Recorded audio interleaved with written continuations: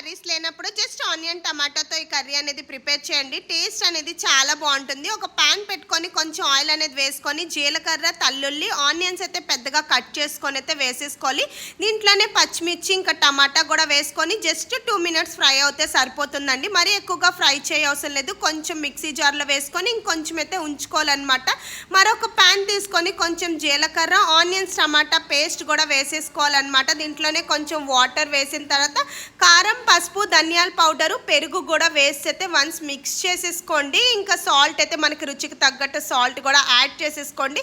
ఏదైతే ఆనియన్స్ మనం ఫ్రై చేసుకొని ఉంచుకున్నాం కదా కొన్ని, అవి కూడా యాడ్ చేసుకొని అయితే మిక్స్ చేసేసుకోవాలి. ఒకవేళ మన దగ్గర క్యాప్సికమ్ ఉంటే యాడ్ చేసుకోండి, లేకపోతే స్కిప్ చేసేయండి. ఇంకా కొంచెం కొత్తిమీర కూడా వేసేసి ఇంకా వాటర్ వేసి అయితే జస్ట్ 2 మినిట్స్ బాయిల్ అయిపోతే సరిపోతుంది.